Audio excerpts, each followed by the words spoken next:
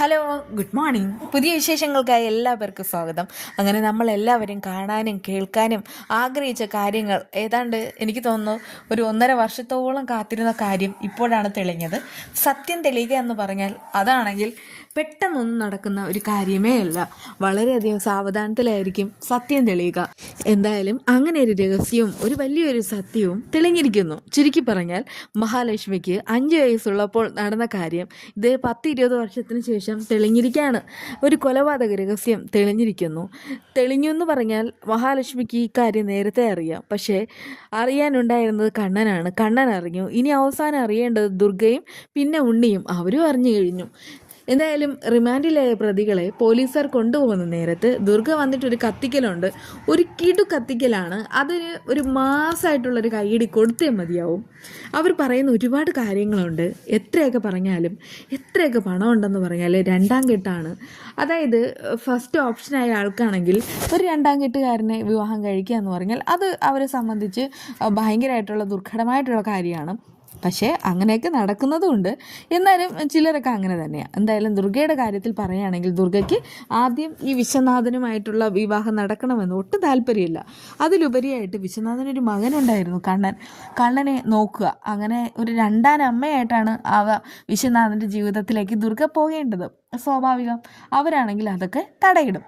അങ്ങനെയാണ് തടയിട്ടത്. പക്ഷേ വാമദേവൻ നിർബന്ധിച്ചാണ് വിവാഹം കഴിപ്പിച്ചത്.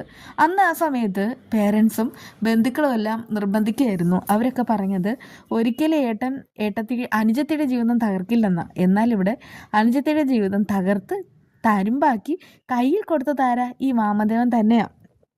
അതിനെപ്പറ്റി ദുർഗ പറയുമ്പോൾ അവരുടെ കണ്ണുകൾ എരിയാണ്. സത്യത്തിൽ അവർ കുറ്റം പറഞ്ഞിട്ട് യാതൊരു കാര്യമല്ല കേട്ടോ.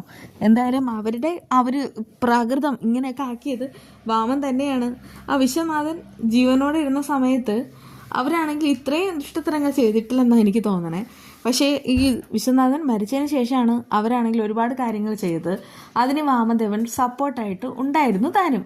അങ്ങനെ ആ മുത്തശ്ശിയോട് ദുർഗ എടുത്തടിച്ചതുപോലെ പറയുന്നൊരു കാര്യമുണ്ട്. നിങ്ങളുടെ കൊച്ചുമകളിലെ കരുണ, അവളെയാണെങ്കിൽ എനിക്കിനി മരുമകളായിട്ട് വേണ്ട, ഉണ്ണിക്ക് അല്ലെങ്കിൽ ഇന്നലെ വേണ്ട. പക്ഷെ ഞാൻ അവനോട് പറഞ്ഞൊരു കാര്യമുണ്ട്, കോടതിയിൽ നിന്ന് ഇറങ്ങുന്ന സമയത്ത് കരുണ മോളെ പോയി കാണണമെന്ന്. പക്ഷേ ഇപ്പോൾ പറയാണ് ഇല്ല, ഒരിക്കലും അവളെ കാണരുതെന്ന്. ഇനി വേണ്ട, അവളിനി ഞങ്ങളുടെ മരുമകളായിട്ട് വേണ്ട. കാരണം എൻ്റെ താലി എറുത്തത് നിങ്ങളുടെ മകനാണ്. എല്ലാറ്റിനും നിങ്ങൾ തന്നെ സപ്പോർട്ടായിട്ട് നിന്നത്. നിങ്ങളെ കാണുമ്പോൾ തന്നെ ഒരു നെഗറ്റീവ് എനർജിയാണ്. അതുകൊണ്ട് തന്നെ ഇനി ഞങ്ങളുടെ ആരുടെ കൺമുന്നിൽ വന്നേക്കരുത്, ഇതൊക്കെ നരകിച്ച് ചാവും എന്നൊക്കെ ഇങ്ങനെ പറഞ്ഞിട്ട് നന്നായിട്ട് പ്രാഗാണ് കേട്ടോ. എന്തായാലും ആ പ്രാക്കലാണെങ്കിൽ ഏൽക്കുന്നുമുണ്ട്. ആ മുത്തശ്ശിയുടെ ഒരു ഗതികേട് നോക്കണേ. വയസ്സാം കാലത്ത് മകൻ കാരണം അവരാണെങ്കിൽ തീ തന്നെയാണ്.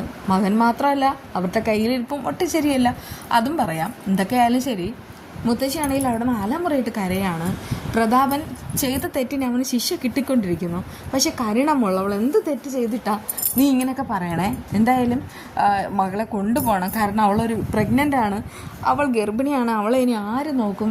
എനിക്കാണെങ്കിൽ വയസ്സാം കാലത്ത് എനിക്കൊന്നും ചെയ്യാനായിട്ട് കഴിയില്ല എന്നൊക്കെ ഇങ്ങനെ പറഞ്ഞിട്ട് മുത്തശ്ശി വളരെയധികം സങ്കടം നിൽക്കുകയാണ് കേട്ടോ. ആ ഒരു നിൽപ്പെല്ലാം നമ്മൾ ഒത്തിരി ആഗ്രഹിച്ചതാണ്. അതാണ് നടന്നുകൊണ്ടിരിക്കുന്നത്.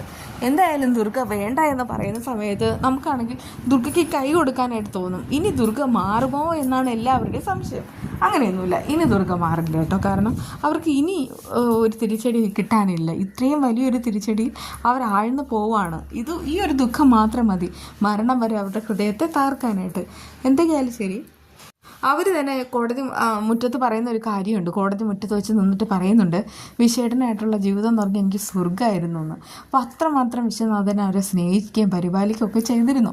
കാരണം അവരുടെ മനസ്സിൽ വിഷം ഉണ്ടായിരുന്നെങ്കിലും കണ്ണൻ്റെ കാര്യങ്ങളെല്ലാം അവർ ആ സമയത്ത് നന്നായിട്ട് നോക്കിക്കൊണ്ടിരുന്നതാണ്. അതുകൊണ്ടൊക്കെ തന്നെ വിശ്വനാഥനും അവരോട് വലിയ സ്നേഹമായിരുന്നെന്നാണ് അവർ പറയുന്നത്. അങ്ങനെയുള്ള ആ ഒരു ജീവിതത്തെയാണ് ഇവരെല്ലാവരും കൂടെ തല്ലിക്കെടുത്തിയത്. സ്വാഭാവികമായിട്ടും ദുർഗയ്ക്ക് ആ ഒരു ദേഷ്യമുണ്ട്. അതൊക്കെ അങ്ങോട്ട് തീർക്കാണ് കേട്ടോ. അങ്ങനെ കരുണയുടെ കാര്യത്തിൽ ഒരു തീരുമാനം ഉണ്ടാക്കാൻ പോവുകയാണ്. അപ്പോൾ കരുണയ്ക്ക് ഇനി ഉണ്ണിയെ പ്രതീക്ഷിക്കേണ്ട കാര്യമല്ല. എന്തായാലും അവളുടെ ജീവിതം ഒരു വഴിക്ക് തന്നെ ആയിട്ടുണ്ട്. വാമനാണെങ്കിൽ എന്തൊക്കെയോ പറയാൻ ശ്രമിക്കുന്നുണ്ടെങ്കിലും അയാളുടെ വാക്കുകളൊന്നും പുറത്ത് വരുന്നില്ല. പോലീസുകാരും നല്ലത് കൊടുക്കുകയാണ്, അവിടെ നിന്ന് കൊണ്ടുപോവാണ് കേട്ടോ. ആ സമയത്ത് ദുർഗ അലമുറയിട്ട് കരയുന്നുണ്ട്. അത് വാമൻ പോകുന്ന കണ്ടിട്ടല്ല, തൻ്റെ ജീവിതം ഇങ്ങനെ ആയത്, കുട്ടിച്ചോറാക്കിയത്, സ്വർഗത്തിൽ നിന്ന് നരകത്തിലേക്ക് ആക്കിയത് തൻ്റെ സ്വന്തം ഏട്ടനാണല്ലോ എന്ന് ഓർത്തിട്ട കരയണേ. ഉണ്ണി പറയുന്നുണ്ട്, അമ്മ വിഷമിക്കേണ്ട, ഞാനുണ്ട് അമ്മയ്ക്ക്. അമ്മ ഇനി എന്താണോ പറയുന്നത് അത് തന്നെ ഞാൻ അനുസരിക്കാൻ പോകുന്നത്, മറ്റൊന്നും നോക്കേണ്ട കാര്യമല്ല എന്നൊക്കെ ഇങ്ങനെ പറയുന്നുണ്ട് കേട്ടോ. അങ്ങനെ അവിടെ നിന്ന് പോവുകയാണേ. അങ്ങനെ അവർ പോകുന്ന സമയത്ത് കണ്ണൻ അനന്തുവിനോട് പറയുന്നുണ്ട്, മാക്സിമം ശിക്ഷ തന്നെ ആ കൊലപാതകൾക്ക് ഞാൻ മേടിച്ചു കൊടുക്കും. പാവം എൻ്റെ അച്ഛനെ മുകളിലേക്ക് പറഞ്ഞു വെച്ചത് അവന്മാരാണ്. സത്യത്തിൽ എനിക്ക് കുട്ടിക്കാലത്ത് എൻ്റെ അമ്മയെ നഷ്ടമായി. പക്ഷേ എനിക്ക് അച്ഛനും അമ്മയും ഒക്കെ തന്നെയായിരുന്നു. പക്ഷേ എൻ്റെ അച്ഛനെ ഈ ഭൂമിയിൽ നിന്ന് പറഞ്ഞു വെച്ചവർക്ക് ഇനി ഒരിക്കലും ഒരു മോചനം ഇല്ല എന്നൊക്കെ പറയുന്നുണ്ട് കേട്ടോ. ആനന്ദ് പറയുന്നുണ്ട്, നീ എന്ത് പറഞ്ഞാലും ഞാൻ കേൾക്കും, പക്ഷേ കുറച്ചു കാലം എനിക്ക് നിന്നിൽ നിന്ന് സത്യം മറക്കേണ്ടി വന്നു. അത് മഹാലക്ഷ്മി ഓർത്തിട്ട് മാത്രമാണ്. അതിനിടയ്ക്ക് കണ്ണനാണെങ്കിൽ ഹോസ്പിറ്റലിലേക്ക് വരുന്നുണ്ട്. എന്തായ കാര്യങ്ങളെന്നൊക്കെ മോഹിനി മഹാലക്ഷ്മി ചോദിക്കുകയാണ്. റിമാൻഡ് ചെയ്ത കാര്യമൊക്കെ പറയുന്നുണ്ട്. മോഹിനി പറയുന്നുണ്ട്, അതെ, അവനിനി ഒരിക്കലും പുറലോകം കാണരുത്. കാരണം കണ്ണൻ പറയുന്നുണ്ട്, ഇനി എങ്ങനെ പുറലോകം കാണും, ഇത് കഴിഞ്ഞിട്ട് ശിക്ഷ വിധിക്കും, 20 വർഷം അകത്ത് കിടക്കും, അതോടുകൂടി ജീവിതം തീർന്നു. ഇപ്പോൾ തന്നെ രണ്ടെണ്ണത്തിനും 55 വയസ്സായിട്ടുണ്ട്. അത് ശരിയാട്ടോ. എന്തായാലും ഒരു 75-80 വയസ്സ് വരെയൊക്കെ അവർക്കാണെങ്കിൽ ഇനി അങ്ങോട്ട് നല്ല കാലമായിരിക്കും. അതോടുകൂടി തന്നെ അവരുടെ കാലം തീരാനും പോവാണ്. ഇതിനിടയ്ക്ക് പ്രതാപൻ എല്ലാം നഷ്ടമാവാണ്. പിന്നെ 20 വർഷം കേസ് നടത്തുക എന്ന് പറഞ്ഞാൽ അത് ചില്ലറ കാര്യമൊന്നുമല്ല. നമ്മുടെ ഈ ഒരു നിയമം അനുസരിച്ച് നഷ്ടം കൊടുക്കണം. അങ്ങനെ നഷ്ടം എത്രയാണ് കോടതി വിധിക്കും. എന്നിട്ട് കണ്ണൻ പറയുന്നുണ്ട്, നീയൊക്കെ ചേർന്നിട്ട് ഉണ്ടാക്കിയത് എല്ലാം തന്നെ നഷ്ടമാവാൻ പോവാണ് എന്നൊക്കെ ഇങ്ങനെ പറയുന്നുണ്ട് കേട്ടോ. എന്തായാലും അവർ ഇത്രയും വർഷം ഉണ്ടാക്കിയ എല്ലാ സ്വത്തുക്കളും നഷ്ടമാവും. അതാണ് വേണ്ടതും. എല്ലാം കൂടി തെരുവിലിറങ്ങി കണ്ണൻ്റെ മഹാലക്ഷ്മിയുടെ മുന്നിൽ കൈ നീട്ടി നിൽക്കണം. ആ സമയത്ത് അവരെ അടിച്ചിറക്കണം. അതാണ് വേണ്ടത്. അതിനിടയ്ക്ക് ഈ മാർക്കോ കരുണയെ അവിടെ ബ്ലോക്ക് ചെയ്ത് വയ്ക്കുകയാണ്. അതായത് കോടതിയിലെങ്ങാനും പ്രതാപൻ മൊഴി മാറ്റി പറഞ്ഞാൽ അതോടുകൂടി അവളുടെ കാര്യത്തിൽ തീരുമാനം ഉണ്ടാക്കണം. അങ്ങനെ മുത്തശ്ശി വീട്ടിലേക്ക് വരികയാണ്. മുത്തശ്ശി വന്ന ഉടൻ തന്നെ ഈ കരുണയാണെങ്കിൽ ഓടിപ്പോവാണ്.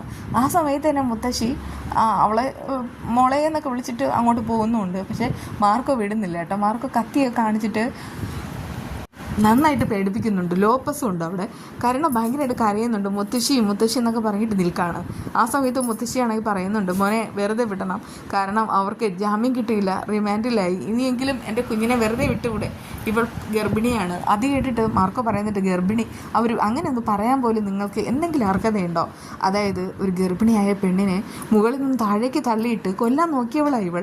അതിൻ്റെ ശിക്ഷ ഞാൻ ഇവൾക്ക് കൊടുത്തിട്ടില്ല, അതും കൂടെ ചേർത്തിട്ട് കൊടുക്കാൻ പോവാം. മുത്തശ്ശി കരയുന്നുണ്ട്. എന്നിട്ട് പറയുന്നത്, മോനെ ഒന്നും ചെയ്യരുതേ, എന്തായാലും അവളുടെ അറിവില്ലായ്മ അവൾ ചെയ്തതാണ്. അത് കേട്ടിട്ട് മാർക്കോയ്ക്കാകെ ദേഷ്യമാണ്.